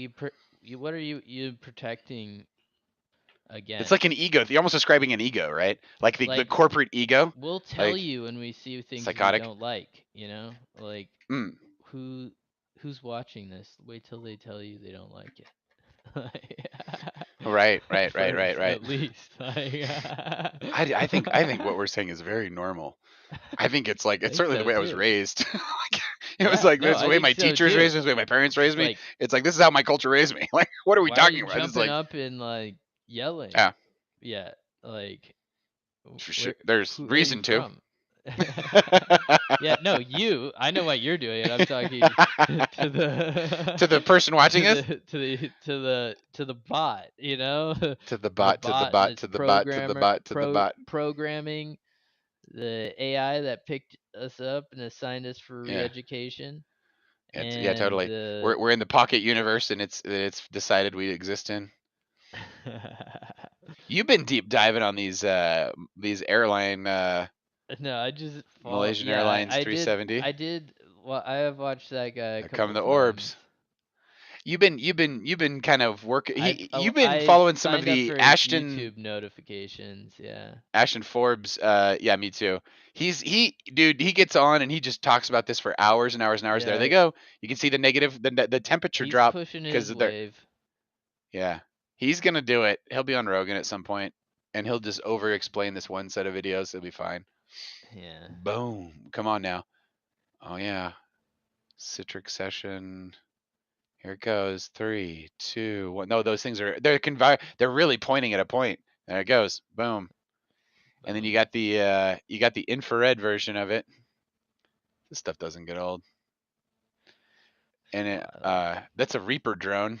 And there's the airplane. And as you say, that is the smoke from the lithium fire that happened right after takeoff, which drove it off of its normal flight path and out over the ocean, where it wasn't.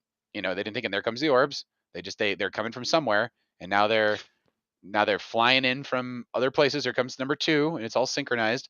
The darker color is because it's colder, and they think it has to do with this vacuum that it's accessing.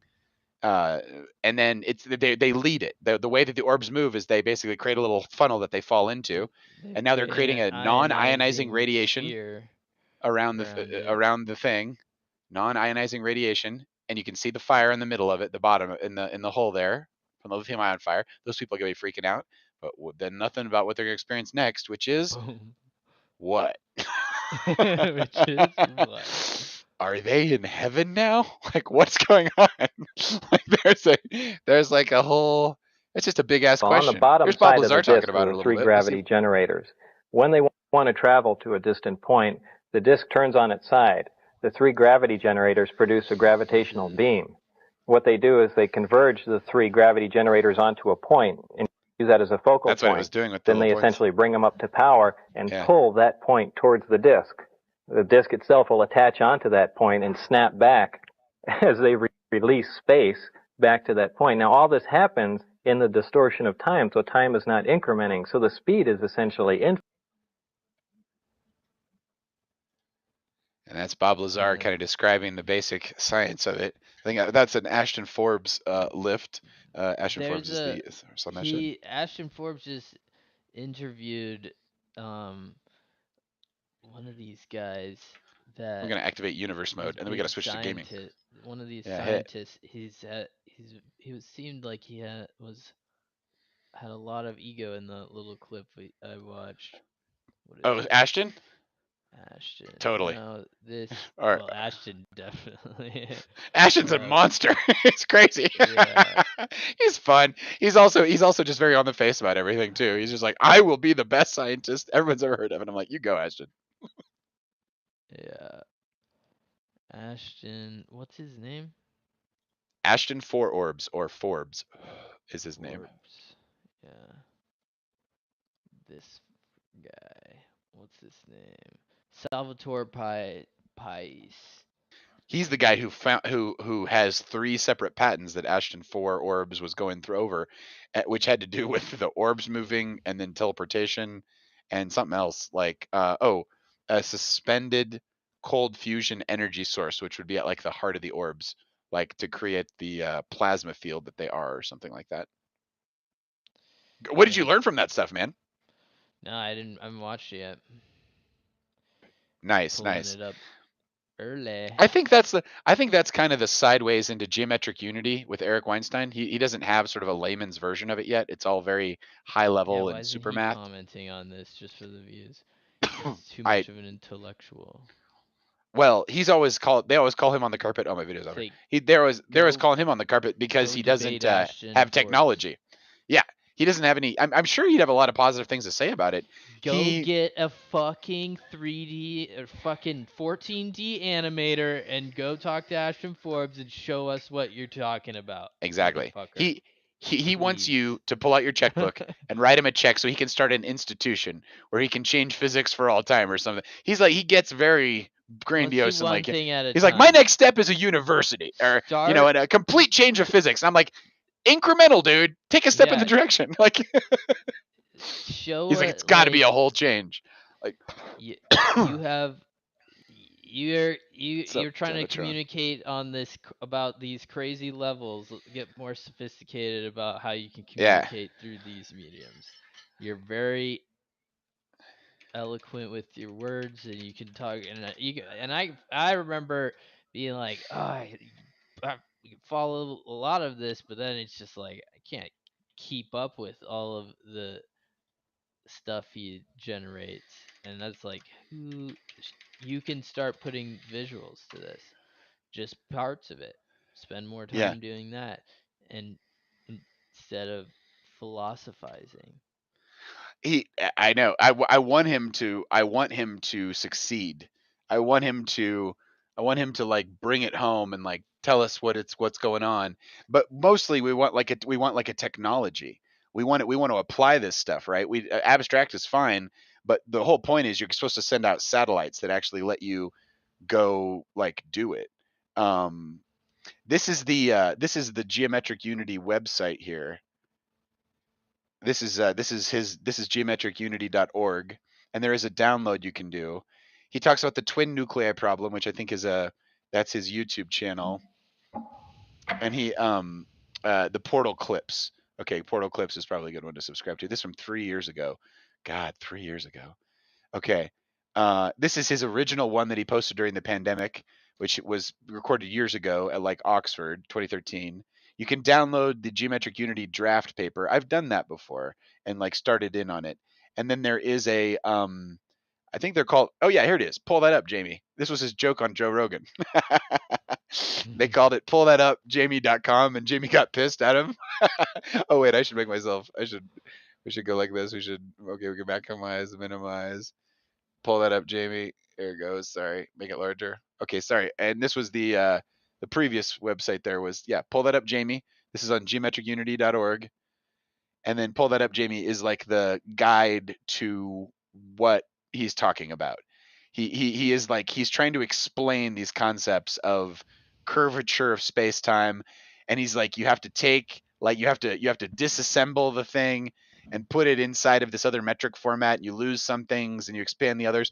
This is like the space that his brain's working in, like with this stuff. Yeah. This is his, I mean, it's like, it's wild. It's wild to be along for the ride. I enjoy being along for the ride. Eventually someone makes an interstellar and explains it, how it works to the rest of us, more or less. Yeah, and then so he can take some things in but not others. And anyway, so this was his effort to, with all of the people that were helping him, this is the handedness of the universe, I think, going through something like that. But he had a bunch of people helping him with the animations and helping him with the explaining it, and their entire goal was to go on to Rogan and like lay out how the whole thing worked. It did not happen that well on Rogan. They spooked Rogan somehow, and Rogan was like, what are you even talking about? Like, this is so crazy. Like, you've got to like make this more practical, man. More or less. Like, you gotta bring this to a level where I can share it with my audience, not just do stunts out here in these streets. And then gauge theory is calculus done right. Yeah. So it's really lightweight stuff. Kidding. It's like, it's quite a bit of math, and it's quite a bit of gauge functions. The idea behind the gauge, he calls it a magical circle that exists in all space and time. But like, it's this idea that when electricity is moving or light is moving, it's like there's an electrical potential at every moment in space. And in some moments, some places in space time, there's a high potential. The gauge is high and it's low, but it's the same gauge in there's no division between the gauge where you were measuring it and where you are now. It's just a gradient in a certain way. And so that's at least a big part of what I was pulling out of a lot of his stuff was the way that these sort of functions bundle together, create these shapes, and that you can essentially, in a higher order of math, change the shape of the space time kind of stuff. And then but the point that always gets brought back around with all this stuff is, okay, now do something with it. Like do something with Joe interpretive Feminor spinner dance. Right on. So they're just poking fun. Okay. And these are the people that actually put it together. It's very cool. We love you, Jamie, young Jamie. This page is associated with Jamie. This title is supposed to be a friendly homage to him. You should buy Jamie's shirts. Jamie's shirts. I didn't know Jamie had his own shirt situation. He apparently does. Okay. Dude, we've been rocking it for some time out here in these streets. We're going to play some games? Yeah. We're like looking at Devin's package here. What's up, Devitron? What are we doing? That's not the button I was trying to click. We're going to hide the camera. Sorry, Devitron. Seems to not be paying attention. I can't imagine why. It's so interesting. So... Dude, shall we launch some I think we Battlefront should. here? Let's fucking go. I'm just getting wound up. I'm getting wound up here, but we could definitely just make it all happen. All right, here we go. Well, yeah, we've been going for some time. Hour and a half. Okay, go ahead and change the time. Yeah, I was just saying, switch over to games. Switch over to gaming. We're gonna go, take a break while it's spooling up. Spooling up. Take a break. I think we're in the same. Universe. Uh-oh. Okay, there it comes. Okay, we're in the same universe. Devitron, I don't think you have the ability to join us. Little quick sound check here. Okay. Dude, I think we're ready to launch this thing. I say we go to break for just a few minutes, and then we come back. What do you say? I think that's a good idea. Okay, brilliant. Go ahead and turn off your noise cancellation, because you're going to be playing some noise through this situation. And I'm going to play you a new song that my niece and my nephew came up with. And we're gonna play it on here, I think. Add a media source. Select a video. I can't believe this is what's happening. Okay, cool. Come on. This video right here. Oh, they're trying something's beeping here. Why won't this one come in? This one will come in. We can delete this one. Cool. So Wolcott's taking a break. That's awesome. Okay, what were we gonna do? What we're doing? Oh yeah, we're gonna play a new media. Add a new media source. Huh, it won't let me do this one. There must be something wrong with it. Okay. Is there a way I can play it for you anyway? My sweet friends out here in this universe. Woo! So loud, so loud. Dude, we're gonna need to see this thing, or it's gonna need to be a reasonable volume. And let's go. Let's freaking go.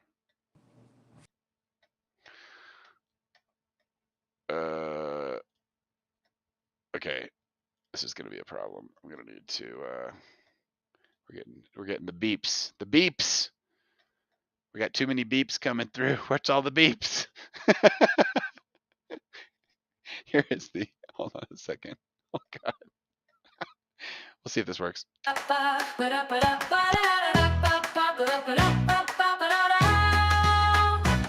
Let me tell you the story of a time when music saved the land. Everyone was very unhappy and no one had a good plan. There once was a seal named Pearl, a sulky indeed. In her watery home she had great need of someone to balance her underwater home, someone who could bring love to her home.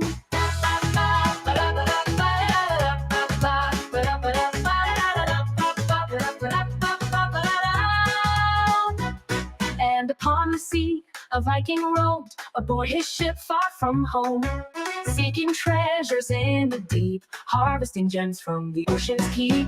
Rhythm surrounds us, it's everywhere, guiding our hearts with the melodies that we share. He cast aside the dull, the small, gems unworthy overboard they fall, and from the depths she watches near, the silky drawn by crystals clear. Collecting the gems he left behind, she weaves them into necklaces that shine. As the sun sets, the waves turn pink and blue, a cold storm brews, the winds renew. Her world becomes entombed in ice, she needs his help to make things right. Rhythm surrounds us, it's everywhere, guiding our hearts with the melodies that we share. Breathless in the icy sea, she can't call out, she can't break free. Her jewels illuminate the night, he sees her glow, his heart ignites. Rhythm surrounds us, it's everywhere, guiding our hearts with the melodies that we share.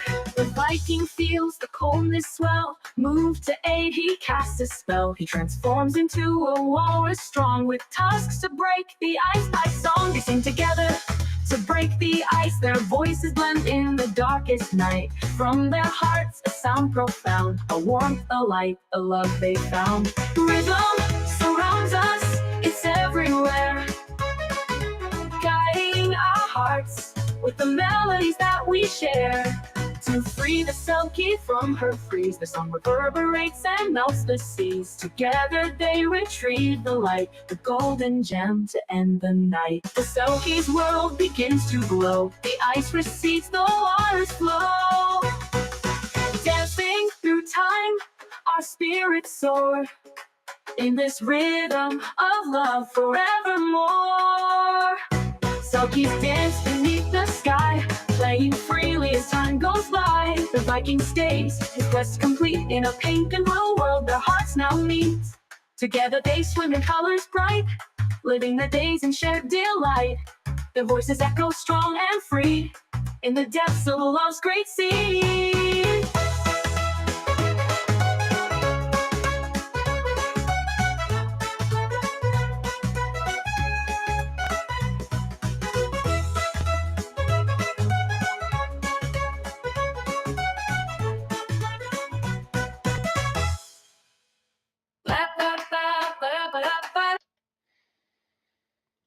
All right. Now I have to dig. I bet that I don't even sure if we're still online. Did that even go out? Oh no. Oh no. It did it all inside of this little tiny thing. Oh, that's so sad. We're supposed to do it like this. We'll have to figure it out. Yo, yo, yo. Devin's in here. Yo. Activate the Devitron. Activate the Devitron. The Devitron. Okay, the Devitron has been activated. And then also minimize. Oh, dude, what is this? Okay, pull it back together. Peter, I'm gonna mute you for a sec. Nice, Dev. All right, Devin, how's it been, man? Can you hear me? Yes, sir. We finished the build. If you go look in the signal, I posted them. Oh, no way. Yes, sir. And it fits in my pocket like so well. Like, look, can you even see it in my pocket? Really? Like barely. Yeah, You can see an not outline even. of it. Not even. Not really. None of those other ones will even remotely fit in my pocket. So I'm pretty excited to have a concealed carry gun. Yeah, that is cool. The piece that you have that's all rainbonified, it's like a burnished titanium. Yeah, or something like electrified or what's it called? Galvanized. Shit, Peter's wiving his hands. He's unmuted. Sorry. Damn, dude. Sorry. Good. Please. Get in on this. No, I was really giving it. Oh my god. What was I saying?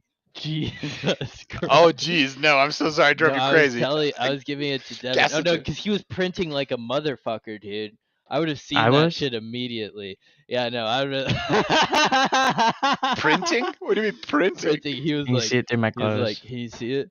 Can you see it in my pocket? Yeah, dude. Are you happy to see me, dude? It ain't no deagle. Fuck no. Maybe if I had a deagle, it would look like I'm excited. Dude, that's crazy. That song we were listening to, Selkies in Paradise, that came from my niece and my nephew. They did a bunch of art, and we took their art and put it into AI as the input images. We took pictures. My sister took pictures of it. And then we had the AI reconstruct stuff based on what they did. So my nephew was trying to make like a volcano that had like gummy bears spewing out of it. And so he made like a version of that was like abstract. And we gave that to the AI and said, now make it a volcano with gummy bears coming out of it. It was like, you mean like this? It was like, I'll show you exactly what that looks like. Oh, nice. We're up. Okay. Wait, my stupid sound card already cut out. Already cut out? It's been torturing it. It's that thing overheats. They don't make a better one. That's like their best approach right there. Because we tried the other one and it was way too complicated. There's got to be Elgato. Elgato. Is there any other company that makes? It's a great question. To get like a bigger. We should ask device? ChatGPT. We should ask ChatGPT. More fucking We need it to work. We need better hardware. Be effective. It's not effective. much to ask. Like Well, you guys live in the Soviet state. You guys live in the Soviet state of craziness. We do. Well, you guys get like they don't give you equipment in there inside the garden. I've noted. We can't get Elgato's here or other. They're supposed to be Mac compatible, but like, is that real? Like, I don't know. It might be a Mac thing. Like, there might be a Mac cap card that, like, you know what? It's called Black Magic, and it's got a terrible name. So they're trying to sell it in certain zip codes. You're never gonna sell that. But what it is it's the cap card du jour for a Macintosh, and it's the next level. It's like it'll get it done. We should look into that because quite frankly, that's something you can plug into like a camera or to if you did any like next level not live streaming. What am I trying to say? If you ever wanted to hook up like just like a regular camera, something that has like real glass in it. Yeah. That's how you pull it in. Pull that high Black quality magic footage in. Yeah. I just killed Princess Leia. If you got me in a time machine and was like, hey, little Paul, I know you're 8 years old and you just love the Rebel Alliance. Did you know one day you're gonna really enjoy shooting all the good guys? And they're just like, you can't shoot the good guys. That's not real. Well, like, don't even. You're from the wrong universe. My parents told me not to talk to people like you. It's like completely non-starter. Now it's like, oh sure. Sure. Do it every Tuesday. Yeah, just tear up this IP. Like, come on. It's crazy. It's crazy when you animate it like this. Think about the number of, I mean, even if you want to, think about the number of hours we've spent in this world. You're gonna put me through that, yo? You're gonna put me through that truth? Don't put me through that truth, Ricky Bobby. Don't put me through that truth. Trying to go fast. We're just going fast. I figured out how to create I 70% of the way figured out how to create a live timer using a little Python script, so that the key to watching movies together online has to do with timing the movie. So you're on Amazon Prime or whatever, and you're watching some movie with other people. What you need is a number on the screen that tells them what their number should be at the same time. And so you run the number, and you have to have a system that allows you to sort of like start a new number when you need to and like update the number effectively. You got to like dial that in a certain way. And then what I have noted is that people get away with doing like a pixelated version. So for synchronization purposes, you can have like a really highly pixelated purpose, and that can kind of tell you the difference between light and dark when you're going on your video. Like when it changes scenes or whatever, you can see that as like a snap in the video, which is also a nice technique it's not meant to reproduce the original artwork. It's meant to direct you to it so you can participate in it through a legal method. That's its entire purpose. And so anyway, it's very interesting. I was trying this out on a couple of streamers on Rumble, and because that's kind of where they were getting away with it. And there's different techniques. It is incredibly boring to watch people watch media. That's very, very boring. But it is very interesting to have people talk about media.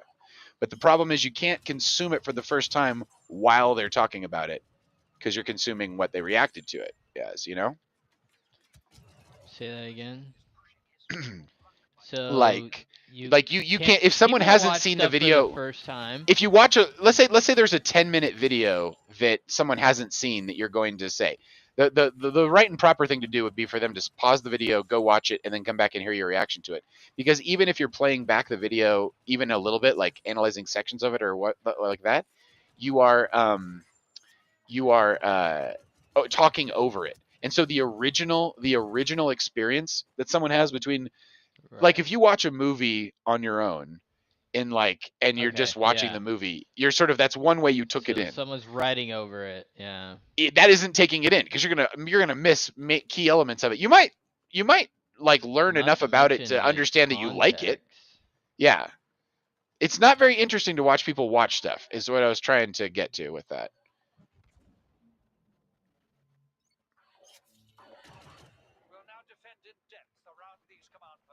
Yeah, I hate when people are playing something and they pause it every 30 seconds to yap.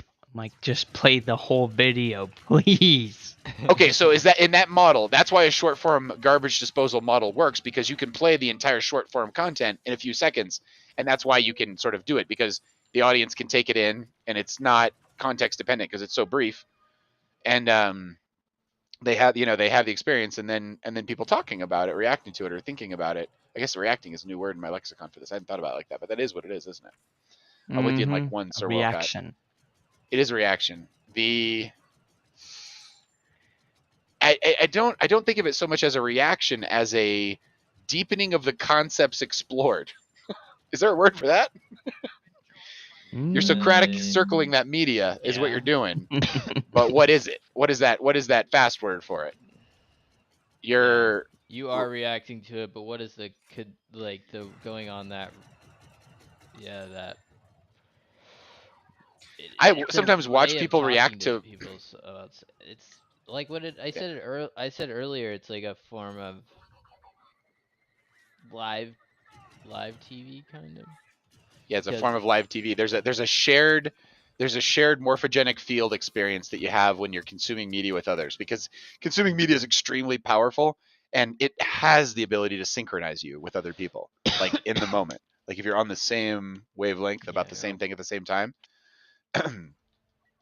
Same thing, same time. It's a fragile state though, because like in the movie theater, someone's phone ringing or whatever can take you out of the moment where you're not engaged, like definitely. You're not looping with the entertainment you're experiencing. Looping, like you're applying some you're there with that people. Was a word I made up to describe the feeling when I was taking magical mushrooms. Looping. Tell me more. Whenever I take the magical mushrooms, yes, everything just seems very circular to me for some reason. Circular, yeah, like your eye. Like everything's connected. Like the very photons that make our universe. Please continue. Yeah, I don't know. I felt like I knew everything. Felt like yeah, it was pretty weird. I just felt like I just had all the answers to like every major question in like life that no one knows. I was like, oh. Were you posing questions to yourself and then knowing the answer and experiencing the state of being on the other side of the answer? Yeah, it was crazy. You probably were then. I mean, if you hallucinate you're doing that, then you probably are doing that. Well, I wouldn't call it a hallucination, It's the thought pattern is making a loop. There's all kinds of ways to experience truth. There really is. Yeah. It's not bullshit. There is an actual. Right. Well, you have to find truth, so it's you realizing and experiencing. The lens I was thinking of. The lens you look at the world through tells you a lot about what you can see. Mm-hmm. And I think that psychedelics allow you to bend the lens you're looking at. Open it, bend it, telescope it. A lot of people call LSD like a telescope for the mind, or a mic, but it allows your mind to extend into distant places that it wouldn't normally be extending into. Yeah, I've never experimented with LSD. Both LSD and mushrooms will affect the HT2A receptor in the brain. LSD is a chemical, and it's sometimes a single chemical, where a mushroom is a medley of things. When there was the psychedelic cup a couple weeks ago here, the entourage effect. The psychedelic cup, they had a company that was doing the essays for all of the entries in the psychedelic mushroom competition, because it's legal to give people mushrooms. You can hand them to people, and in Colorado, you can't charge for them, but you can give them to them, and that's all legal now. No way. That's insane. Yeah, man, it's been that way for like 2 years. But there you go. Good. That's dope. And that's dope. Okay, so when they did the essays on these mushrooms, my man, here's what I'm saying. These little mushrooms had harmine in them. That's an MAO inhibitor. That's half the recipe for ayahuasca. Ayahuasca is an MAO inhibitor, and then the DMT, the chacruna, the DMT containing plant. These mushrooms had 5-MeO DMT, 5-NN DMT. They had a lot of things in them, and they had the chemistry to make it orally active. They had the harmine Those in there are too. Some powerful mushrooms. Yeah, no kidding. Like, not only they've been breeding these things, but like they are now just learning that these are what make these mushrooms really nice, is these ability to sustain these dream states, I guess is the way you'd say it, because of the harmine in it. And it's like the mushroom's bringing you a multi-pack. And it's using dose?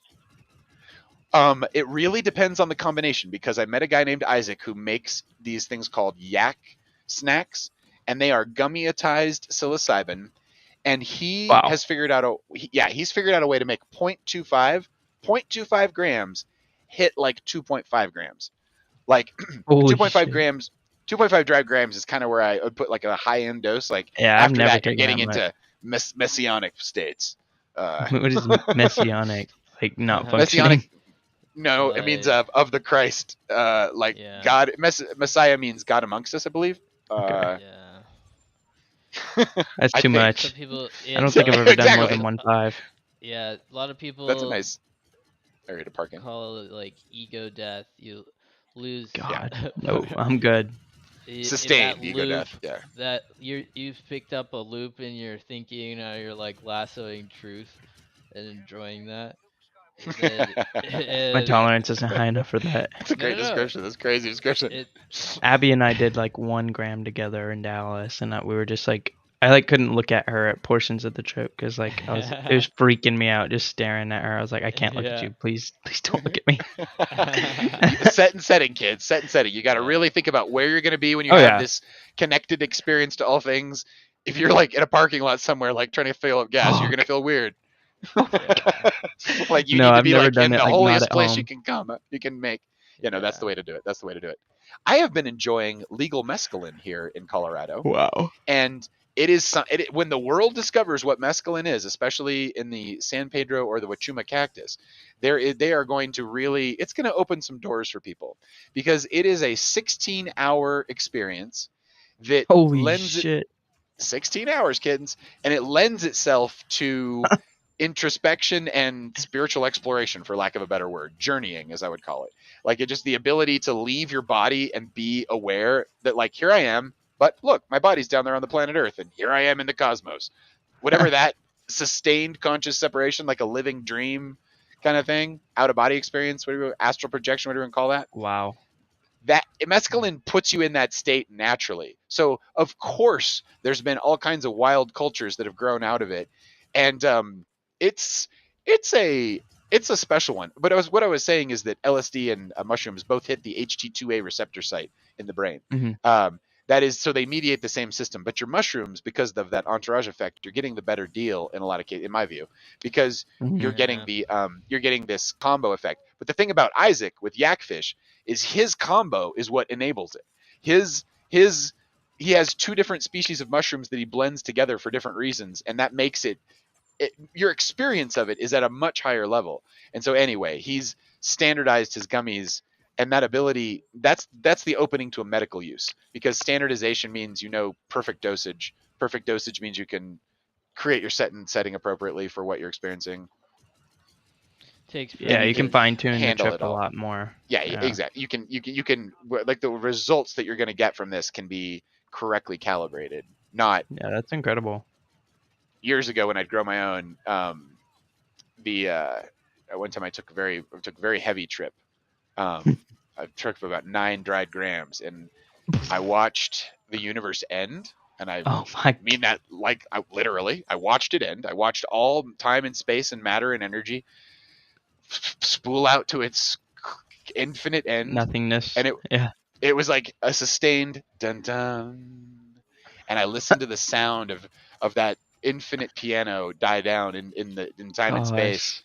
And then you would imagine my surprise when I woke up many hours later and the world was still intact. I was like, oh, I can start this all over. I can fix all this. I can, the realization you must have had. I'm free. I can, like, I'm not dead. I really experienced the end of it. Like, I was one with the end of it. And it was like, that was a hard one. It took me 20 years to really put that back together, honestly. Really? Holy. So correct dosage in mushroom land is hyper encouraged. Like, and that's why you want a white market, and that's why you want a legal market, and that's why you want lab testing, and you want good controls, and you want ethics and manufacturing, and you want a lot of stuff made in America. There's a lot of kids that I know that experience with shrooms are retarded, and they're just like, yeah, let's do as much as we can. First time so they're looking for an initiatory rite of passage experience a la drugs. This is what Dune gives you. Dune is the description of doing drugs to the point of death and then coming out on the other side. That's the rite of passage it describes. It is a natural thing in primates to seek this. Like, I don't know. Dude, did we just victorize those people? We just victorized those people. They couldn't even come out the tunnel. They were getting We massacred. invoked victory upon them. Is it time to Fortnite? We are getting so late in the tooth, long in the tooth. It might be time to just shut it down. OG time. Have y'all played the new OG mode? In Fortnite? I've still not done downloading. Downloading? Dude. Fortnite. Oh OG. no! You got 16 minutes remaining. Okay, so it's at least one more. At least one more then. Dude, it only has to copy. No, I'm You might want to bail. I'm ready to bail. Yeah. You make sense to me. We've pushed this. Hey, We've pushed this on we still as good fast for as Tamur, far as Peter? possible. Huh? Are we still good for Tamur? Oh yeah. Look at the sweater I got. We sometimes miss our chats. Oh, son of a Hell yeah. nutcracker. That's great. We got ads. ready. There's just people. There's people in our chats that want to add us up. That's from Elf. That is a great one to watch. That one is on Max right now. That's a very sweet movie. Elf. I love Elf. Yeah. You guys seen it lately? Yeah. Yeah. It's about a bad father leaving his kid and basically in the North Pole. Spoiler alert. But you know, If you tis the haven't season to somehow heal. seen the movie, Yeah, totally. Well, I mean, we got to get going here, but just to kind of put a pin in this, what's your favorite? Never mind. This is like so personal. There's a couple movies about losing your dad and what it's like. You ever seen Ad Astra with Brad Pitt? That is a dad loss movie. That's a good one. I have It's not. like so abstract. You don't. No. Unless you really lost your dad, dude. If you did lose your dad or whatever, you would totally relate. Yeah. It's very, very, very I lost strong. him at birth. No, no. You'd Dude, I love don't Ad know my Astra. dad. I You'd do love not it. know that Ad- guy. You would love Ad Astra. That movie is fucking good. It's good. Like it describes emotionally what that is. Elf is the similar one. It's just a funny holiday version. Oh, dude. Hey guys, have a fantastic time. Hey, y'all. We're rolling up here Oh. in these holidays. Are we still meeting next week? Are we doing it? I think we're still doing it. We're meeting this Thursday in Talonit on the 12th and the 19th. We're gonna try to sneak in a 17th situation here 17. I'm Oh down. yeah. next Tuesday. Next Sneak it Tues- in. Next Tuesday or next Thursday? Tuesday to the and town. Thursday because we got Order the Talent Thursday. We're like booked up in this Yeah, joint. We have Thursday. We have Tuesdays and Thursdays the Book next the 2 fuck weeks. up. Yes. Okay For then. 2 hours. Bang, Each. bang, bang. Yeah. It's wonderful. It's great to see you guys. Blessings. Devin, keep you in my prayers for awesomeness in your transitions, etc. Everyone out Thank there you. who's watching, thanks for watching. We love you, and have a fantastic evening. We will now activate the music, which I should have been queuing up for like literally minutes leading up to this moment. But let's go. Good evening and good night. Good evening and good night. To the land of the many colors. Let's end with some Jesus art. I've had some Jesus art that I've been holding back on. I'm just gonna drop in here. Some I know. psychedelic innovation therapy. Psychedelic Jesus art. Come on, I got some stuff in here. High as Jesus on the space shuttle. High Ping Warrior. High as Jesus. Peace out, my dudes. Peace out. Peace out. See you later, gentlemen. Adios. Adios. Or is it just the start of the after party? The crazy Jesus after party. Read him the BSSLA. Read the BSSLA, man. It's the Jesus. Welcome to the Jesus after party. Let's get real. Getting blazed all day long, just getting blazed. It was dope as fuck. High as Jesus on the space shuttle. High as Jesus on the space shuttle. High as Jesus on the space shuttle.